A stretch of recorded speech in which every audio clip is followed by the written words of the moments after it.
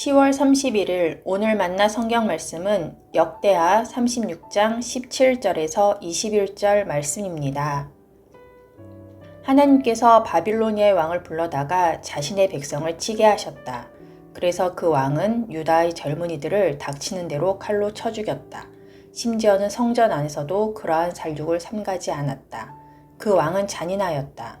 젊은이나 늙은이, 여자나 남자, 병약한 사람이나 건강한 사람을 가리지 않았다. 하나님은 이렇게 자신의 백성을 그 왕의 손에 넘기셨다. 바빌로니아의 왕은 하나님의 성전 안에 있는 크고 작은 기구와 주님의 성전 안에 있는 보물과 왕과 신하들이 가지고 있는 보물을 모두 도성 바빌론으로 가져갔다. 그 왕은 또 하나님의 성전을 불사르고 예루살렘 성벽을 헐고 궁궐들을 다 불사르고 값진 그릇들을 다 부수어 버렸다. 그는 또 칼에 맞아 죽지 않고 살아남은 자들은 바빌로니아로 데리고 가서 왕과 왕자들의 노예로 삼았다. 그들은 페르시아 제국이 일어서기까지 거기서 노예 생활을 하였다. 그리하여 주님께서 예레미야를 시켜서 땅이 70년 동안 황폐하게 되어 그동안 누리지 못한 안식을 다 누리게 될 것이다 하신 말씀이 이루어졌다. 아멘. 오늘 만나주시는 하나님을 기대합니다. 하나님께서는 바벨로니아 느부갓네살 왕을 사용해서 죄악 가득한 남유다 왕국을 치셨습니다. 왕과 방백들의 보물은 물론 성전의 거룩한 그릇들까지 약탈당했습니다. 예루살렘 성전은 파괴되고 성벽까지 무너졌습니다. 백성은 포로로 끌려갔으며 심지어 땅마저 황폐했습니다. 이 모든 일은 우연이 아닙니다. 바벨로니아 제국이 강해서만도 아닙니다. 비통하게도 하나님께서 당신의 백성을 이방 왕의 손에 넘기셨기 때문입니다. 하나님의 선민에게 왜 이토록 가혹한 심판이 임했을까요? 바로 앞 16절에 나와 있는 대로 선민들이 하나님의 특사를 조롱하고 하나님의 말씀을 무시하고 하나님의 예언자들을 비웃었기 때문입니다. 이 때문에 돌이킬 수 없는 하나님의 진노가 임한 겁니다. 죄에 대한 하나님의 공의로운 심판입니다. 우리에게 찾아오는 모든 고난이 늘 그런 것만은 아닙니다. 하지만 우리의 죄에 대한 하나님의 심판일 수도 있다는 가능성을 아주 배제할 수는 없습니다. 심판은 비극적인 파국인 것처럼 보입니다. 하지만 심판은 우리의 교만을 걷고 무너져 내린 기초를 다시 세워주시려는 하나님의 기획이기도 합니다. 21절을 보십시오. 그리하여 주님께서 예레미야를 시켜서 땅이 70년 동안 황폐하게 되어 그동안 누리지 못한 안식을 다 누리게 될 것이다 하신 말씀이 이루어졌다. 심판의 70년 포로 생활은 단순한 형벌이 아니었습니다. 죄악으로 더럽혀진 땅을 정화하시고 율법대로 지키지 않았던 안식년의 빚을 갚게 하신 겁니다. 어떤 의미에서는 심판은 하나님의 언약을 성취하는 도구이기도 합니다. 본문 이후 22절, 23절은 절망의 끝에서 찬란하게 빛나는 희망의 서곡입니다. 페르시아 고레스라는 이방왕의 마음에 하나님의 감동이 임했습니다. 고레스는 유다 백성의 귀환을 명령합니다.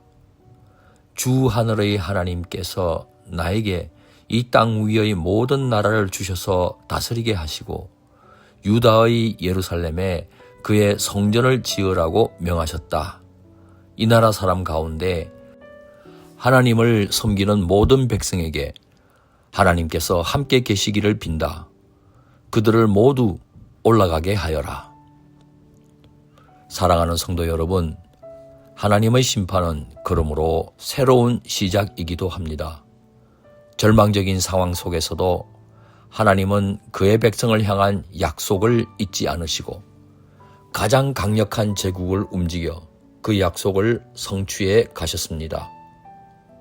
포로 생활 70년은 이스라엘에게는 옛 성전이 불타고 모든 것을 잃어버렸다는 끝이었습니다. 하지만 새로운 성전을 지으면서 하나님과의 관계를 회복하는 시작이기도 했던 겁니다. 우리 삶에도 끝처럼 보이는 순간이 있습니다. 사업의 실패, 질병의 고통, 소중한 사람과의 이별, 혹은 신앙생활의 침체기, 모든 것이 멈추고 내 힘으로는 다시 일어설 수 없다고 느껴지는 절망의 시기 말입니다. 하나님은 우리의 실패와 고난의 순간을 통해 우리의 교만을 부수고 세상이 아닌 오직 주님만을 의지하게 만드십니다. 지금 혹시 내 삶이 황폐한 땅처럼 느껴지십니까? 기억하십시오. 그 황폐함은 죄로 인한 징계일 수 있지만 동시에 하나님께서 내 삶에 새로운 씨앗을 뿌리시고 생성전을 세우시려는 준비 작업일 수 있습니다. 우리의 끝은 하나님의 시작입니다. 유다 백성이 70년 만에 고레스의 명령으로 돌아와 성전을 재건했듯이 우리도 심판처럼 느껴지는 고난 속에서 하나님의 말씀을 붙들고 회개하며 나아갈 때 주님께서 친히 우리의 마음과 삶에 새로운 성전을 지어주실 줄 믿습니다. 기도하시겠습니다. 사랑과 공의의 하나님, 우리 삶에 찾아온 고난의 순간이 주님의 준엄한 심판이었음을 인정합니다.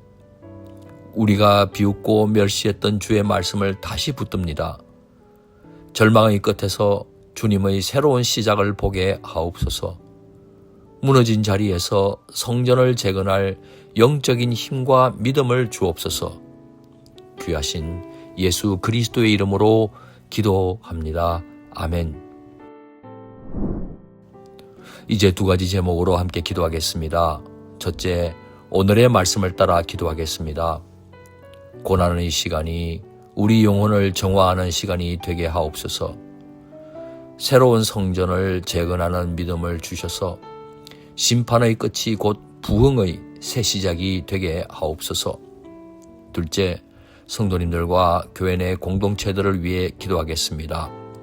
세상 욕심과 헛된 가치관을 내려놓고 서로 격려하는 가운데 하나 되어 주님께서 다시 세워주시는 새로운 성전이 되게 하옵소서. 이 제목으로 기도하신 후에 개인의 기도로 나아가겠습니다.